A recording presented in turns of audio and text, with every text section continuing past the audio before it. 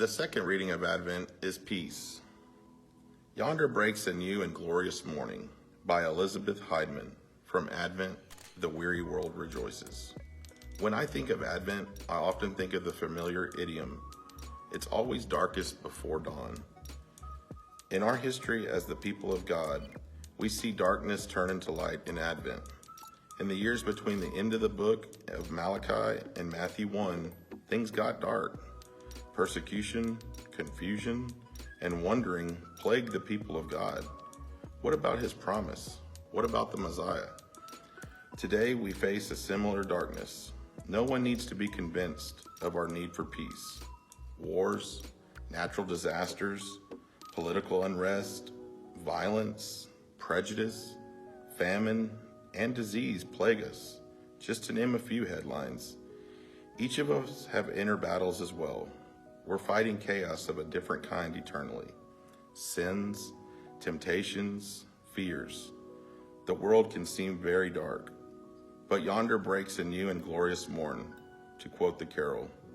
Morning comes, peace has come.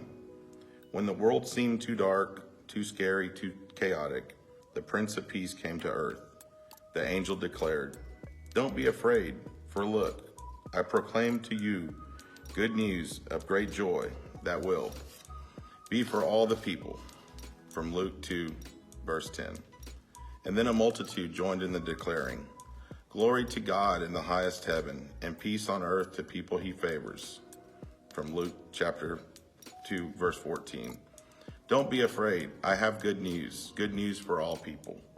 All those living in darkness and chaos, all those praying for peace in the darkest of days, all those afraid but hopeful. Here in the morning, here is the light, here is the peace. Living on this side of that new and glorious morn, we aren't completely free from the darkness. We await the final morning when we will no longer need the sun or the moon to shine on it, because the glory of God illuminates it, and its lamp is the Lamb. While we wait for the second advent, we wait with hope and with peace. This week we will see what it means that peace came to earth in the form of the long-awaited Messiah. We'll look for ways we could advance the peace of Christ in a world all too familiar with the darkness, and we'll celebrate the new and the glorious morning.